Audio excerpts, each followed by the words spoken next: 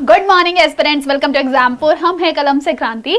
मैं पूर्णिमा गौर स्वागत करती हूँ आप सभी का, आप लोगों की अपनी साइंस की पंचामृत में, जहाँ पे हम फिर से आज रिवाइज करेंगे 5 क्वेश्चन साइंस के। तो चलिए फटाफट से पहला क्वेश्चन देखते हैं। कहता है आप लोगों से, rusting of iron is a common example of, यानी कि जब भी कभी लोहे में जंग लगता है वह किसका एक सामान्य उदाहरण है?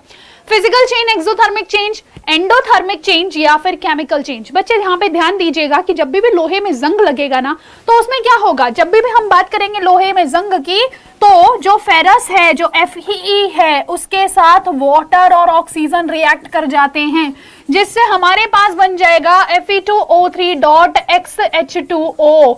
तो यहाँ पे ये रस्ट बन गया। और ये जो रस्ट है बच्चा, आप क्या देख रहे हो, फेरस मैम ओरिजिनली फेरस नहीं रहा, उसके साथ एक ऑक्साइड और वाटर जुड़ गया है ना। तो इसका मतलब क्या हुआ, यहाँ पे केमिकल रूप से इसके अंदर परिवर्तन आया है, इसीलिए एक रासायनिक परिवर्तन हो जाता है। नेक्स्ट क्वेश्चन आ जाता है, निम्न में से कौन सा जीव आणविक ऑक्सीजन को पानी में छोड़ता है? देखिए जब भी हम यहाँ पे बात करेंगे ना, आपके पास जो जीव होते हैं वो 2 तरीके के हो सकते हैं। एक होते हैं ऑक्सीजन को यूज करने वाले, एक है ऑक्सीजन को प्रोड्यूस करने वाले, उत्पादित करने वाले। तो यहाँ पे देखो जो बैक्टीरियाज होते हैं, जो प्रोटोजोआ होते हैं, अमीबा आदि, ये ऑक्सीजन को यूज करते हैं अपने शरीर के अंदर काम करने के लिए, ठीक है। लेकिन जो प्लांट्स होते हैं वो तो उत्पादित करते हैं ना, और प्लांट्स को हम फाइटा कहते हैं ना। याद करो, हमने जब क्लासिफिकेशन पढ़ते हैं हम लोग प्लांट्स की, तो हम वहां पे ब्रायोफाइटा, थैलोफाइटा, ये सब फाइटा शब्द यूज करते हैं ना। फाइटा मतलब क्या, प्लांट। तो इसी फाइटा से ध्यान रखिएगा, फाइटोप्लैंक्टन्स। और ये फाइटोप्लैंक्टन्स छोटे छोटे से जीव होंगे जो क्या करेंगे, जो पानी के अंदर ऑक्सीजन की मात्रा को क्या कर देते हैं, बढ़ा देते हैं, ठीक है, ध्यान रखेंगे। चलिए जी, नेक्स्ट क्वेश्चन आप लोगों से कहता है, the top most skin layer that is exposed in a human body is called, यानी कि हमारा जो स्किन है, स्किन की सबसे ऊपर वाली लेयर का नाम क्या है? तो देखिए हमारे स्किन में 3 लेयर्स होती हैं मुख्य रूप से। पहली है बाहरी लेयर, दूसरी है मिडल लेयर और तीसरी है निचली लेयर। ये जो आपकी निचली लेयर है, इसको कहते हैं हम हाइपोडर्मिस। जो बीच वाली लेयर है, आप इसको डर्मिस कहते हो, और ये जो ऊपरी होती है इसको आप कहते हो एपिडर्मिस। अब आप अगर बहुत ध्यान से देखो प्यारे बालकों, आपने एक और चीज भी तो पढ़ी होगी, डर्मेटोलॉजी। ये डर्मेटोलॉजी क्या है, क्या कह दोगे कि मैडम ये जो डर्मेटोलॉजी होती है, यह स्किन का अध्ययन होती है। आया मौसम ठंडी ठंडी, डर्मीकूल का सुना है ना। तो डर्मीकूल क्या, त्वचा को ठंडक मिलती है।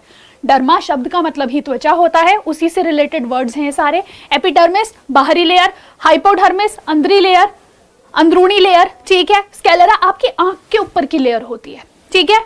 चलिए जी, नेक्स्ट क्वेश्चन आप लोगों से कहता है कि what is the minimum resistance that can be obtained using 4 resistors of 5 ohm each. हमारे पास 4 रेजिस्टर्स है जिनका जो रेजिस्टेंस है वो है 5 ओम का। तो बताइए इससे मिनिमम जो हमें क्या मिलेगा, रेजिस्टेंस मिलेगा, वो कितना मिलेगा? तो देखिए अगर मैं सीरीज में लगाती तो, या श्रेणी क्रम में लगाती, तो क्या होता, मुझे 5 रेजिस्टेंस का जो रेजिस्टेंस था उसको ऐड कर देना होता, तो यहाँ पे 20 ओम का रेजिस्टेंस बन जाता। लेकिन हम लोग जानते हैं जब भी हमको अपने रेजिस्टेंस को कम करना हो तो हम रेजिस्टर्स को पैरेलल में लगाते हैं। तो यहाँ पे 1/5 ओम जमा 1/5 ओम। कहोगे कैसे मैम? अरे जो हमारा पैरेलल वो होता है, रेजिस्टेंसेस लगते हैं, उसमें क्या फॉर्मूला होता है, 1/R1 upon 1/R2 up to 1/Rn। इन सबको ऐड कर दीजिए, रेसिप्रोकल में काम होता है। तो यहाँ पे 1/5 प्लस 1/5 प्लस 1/5 प्लस 1/5 है ना। टोटल क्या हो गया, 4/5 है ना। और अगर मैं बात करूं मैम, ये तो 1/R की वैल्यू निकली, ये तो 1/R की वैल्यू निकली 4/5। तो R की वैल्यू क्या हो जाएगी मैम? R की वैल्यू हो जाएगी 5/4। 4 1 जा 4, 4 2 जा 8, 4 5 जा 20, 1.25 ओम इसका सही आंसर आ जाएगा, ठीक है। चलिए जी, नेक्स्ट क्वेश्चन कहता है अपना, ये है टेक्नोलॉजी का क्वेश्चन। आपने अभी अभी रिसेंटली एक न्यूज सुनी होगी इस चीज से रिलेटेड। तो आप हमें यह बताइए कि पहला ऐसा प्लैनेट कौन सा था जो एक मराइनर 2 नामक जो स्पेसक्राफ्ट था, यूएस का स्पेसक्राफ्ट था, उसने सबसे पहला जो ग्रह देखा था वह कौन सा था? शुक्र था, मंगल था, बुध था या बृहस्पति था? ध्यान दीजिएगा, आजकल अगर हम बात करें, हम चंद्रमा पे पहुंच चुके हैं, हम मंगल पे पहुंच चुके हैं, ठीक है, भारत। और अब जो है इसरो प्लानिंग कर रहा है इस ग्रह के ऊपर पहुंचने की, जो क्या है हमारे पूरे सौरमंडल का सबसे ज्यादा गर्म ग्रह कह सकते हैं। इसके इर्द गिर्द आपको कार्बन डाइऑक्साइड देखने को मिलेगा सबसे ज्यादा, व्हाइट और येलोइश ये नजर आता है। अपनी जो धुरी है, जैसे हमारी पृथ्वी ईस्ट टू वेस्ट घूमती है ना, ये वेस्ट टू ईस्ट घूमता है, यानी कि इसमें सूरज कहां निकलेगा, इसमें सूरज निकलेगा वेस्ट में और डूबेगा कहां, ईस्ट में। ठीक है, ये चीज ध्यान रखिएगा। शुक्र यहाँ पे आंसर हो जाएगा। और अगर आपको ये सेशन अच्छा लगा हो तो नीचे कमेंट सेक्शन में जरूर मेंशन कीजिएगा। साथ साथ आपका ये पंचामृत साइंस तो रेगुलर चलती है आपके इस चैनल पे, लेकिन अगर आप और ज्यादा प्रैक्टिस क्वेश्चंस करना चाहते हैं तो आप लोग सुबह 11 बजे SSC exams by Exampur YouTube channel पे मेरे साथ जुड़ सकते हैं और अपने इस सेशन का आनंद ले सकते हैं। तो चलिए फिर मिलेंगे आप लोगों से नेक्स्ट पंचामृत सेशन में। This is Purnima Gaur signing off. Take care. Bye-bye.